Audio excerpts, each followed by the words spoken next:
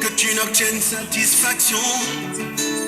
Donne-toi toujours à fond, car chaque chose a sa vraie place, dans le temps et dans l'espace. Trophée Femmes de Feu, c'est une initiative du groupe Publicis pour encourager et distinguer les femmes qui tous les jours se battent et pour sortir du lot, pour laisser des empreintes et susciter d'autres femmes à faire autant qu'elles. Et pour cette 5e édition, la grande touche qu'on a amenée, c'est cette cotoncultrice de Sinandé que nous sommes partis découvrir parce que nous nous sommes dit c'est pas seulement les femmes de Cotonou, les femmes des environs de Cotonou, Boycon, Abomey, tout ça, qui constituent des femmes leaders. Des femmes leaders, il y en a partout au Bénin. Il suffit de chercher. La femme leader n'est pas que la femme lettrée. La femme leader, c'est cette femme-là qui, d'une manière ou d'une autre, assure la relève, se distingue de la mêlée et inspire d'autres femmes à faire mieux. Donc, nous sommes partis jusqu'au nord, à Sinandé. Nous sommes allés la trouver dans son coin. Mais imaginez-vous que cette dame, elle est la meilleure cotoncultrice du Bénin. Mais elle n'a jamais mis pied à Cotonou, elle n'a jamais été distinguée, elle était dans son coin, elle produit tout ça, ça s'exporte, mais elle-même, elle n'a jamais mis pied à Cotonou. Nous l'avons découvert et je crois que la grande innovation, c'est avoir le courage de s'étendre à tout le pays et d'exhorter les femmes dans tous les coins, partout où elles se trouvent sur le territoire.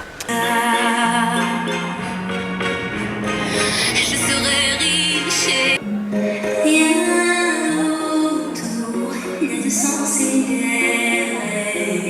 J'ai été très touchée par ce trophée parce que je ne savais pas, je n'étais pas au courant, je ne pensais pas être connue. Et j'ai un sentiment de satisfaction et un devoir par rapport aux jeunes femmes, de leur montrer ce que j'ai pu faire, de les encourager et de les encadrer au mieux.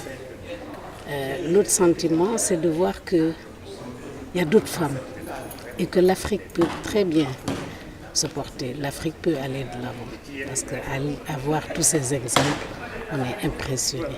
Chacune dans son domaine, chacune dans ses compétences. Quand je prends l'exemple de la femme qui s'occupe des albénices, de la maman qui cultive le coton, des journalistes, de la femme qui est huissier, sans oublier les autres, je suis impressionnée.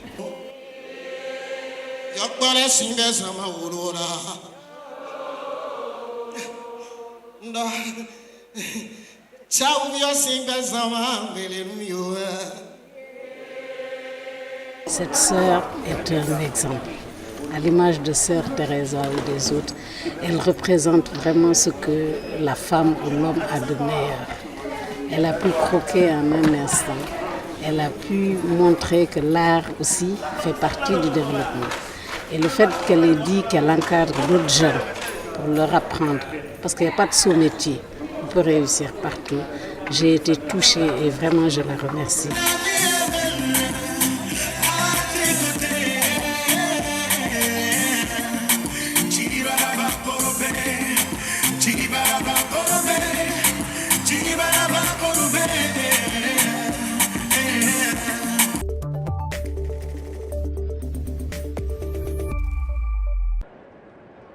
Sous les plafonds de la gare centrale de New York, l'éclairage n'est pas vraiment digne d'un défilé de mode. Mais en bon mannequin, Dior prend la pose pour mettre en valeur les créations de sa propriétaire. C'est un bandana en cachemire pur confectionné pour notre collection hiver-printemps. Un bichon maltais qui joue les mannequins, même à New York, ce n'est pas banal. Plus étonnant encore, la trajectoire de sa propriétaire. Gori souhaite quitter son emploi de banquière à Wall Street pour se consacrer à temps plein aux vêtements pour chiens. Il faudra du temps pour m'établir dans cette industrie des animaux de compagnie. Je ne gagnerai peut-être pas de l'argent directement, mais l'important c'est de pouvoir montrer ce que je sais faire. À Brooklyn, Eric Stephen a lui franchi le pas. Il a quitté les gratte-ciel de Manhattan pour cet atelier. Cet ancien banquier de chez JP Morgan espère lui aussi imposer sa marque dans le monde de la mode. Sa spécialité, des jeans sur mesure. Beaucoup de gens cherchent à donner plus de sens à leur vie. Le travail est axé sur cette quête. Il ne s'agit pas seulement de voir l'argent s'accumuler sur un compte bancaire, mais je pense que c'est aussi important pour les gens de trouver un sens à ce travail.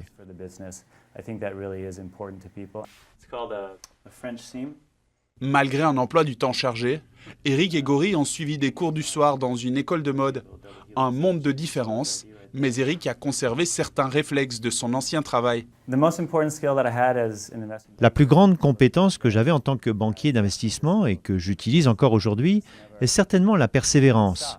Chaque matin, je me lève, je me réjouis de ce que je fais, je n'ai pas de plan B, et donc je continue à avancer.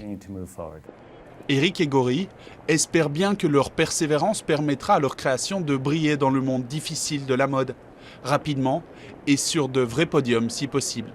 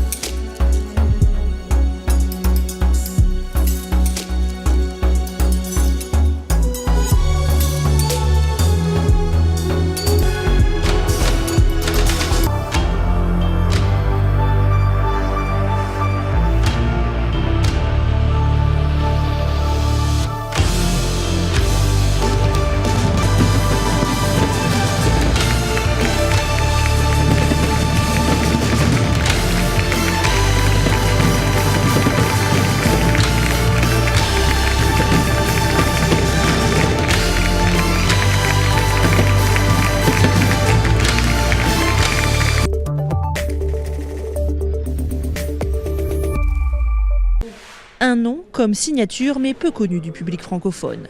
L'américain Will Eisner aurait eu 100 ans cette année, l'occasion pour le musée de la BD de consacrer une exposition à celui considéré comme l'un des plus grands maîtres de la BD au monde. Volontairement sombre, l'exposition nous plonge dans l'univers urbain et noir des années 40 et de son personnage culte, le Spirit, un justicier masqué. Le Spirit, c'est des histoires courtes de 7 pages. Il y a beaucoup de second degré parce qu'en fait, c'est une bande dessinée qui paraissait dans les journaux quotidiens et ça s'adressait à un public adulte. Donc il y avait un second degré, il y avait de l'ironie, il y avait vraiment un propos qui était très émancipé par rapport à la bande dessinée, telle qu'elle était vue en Europe où à l'époque, dans les années 50, la bande dessinée c'était pour les enfants. Sa jeunesse, Will Eisner la passe dans la pauvreté à Brooklyn, un passé qui a une grande influence sur son travail et sa manière très graphique de dépeindre la ville, jouant sur les contrastes du noir et du blanc. Il joue sur cette ambiance de ville, les immeubles, la verticalité, la nuit. Et quand on regarde une page comme ça, la façon dont est organisée la narration, le travail sur le noir et blanc, la manière dont le noir et le blanc donnent de la profondeur et guident la lecture, enfin une case comme ça est absolument magnifique quand on regarde la façon dont tout ça est organisé. C'est assez splendide. Composée de planches originales prêtées par la famille ou des collectionneurs, l'exposition comporte quelques pépites comme cette page du Spirit datée de 1940 ou encore des épreuves couleurs. Une autre partie est consacrée à la deuxième vie artistique d'Eisner lorsqu'il se lança dans le roman graphique au milieu des années 70. Je connaissais déjà un petit peu, alors pas toute l'ampleur de son œuvre, je connaissais surtout Spirit, tout ce qu'il a fait aussi autour de la ville de New York. Et là, voilà, je découvre d'autres facettes de son travail, c'est très intéressant. Un travail reconnu par ses pairs. Aux États-Unis, les prix récompensant les meilleurs ouvrages de bande dessinée décernés chaque année s'appellent les Eisner Awards. L'exposition restera ouverte au public jusqu'en octobre prochain.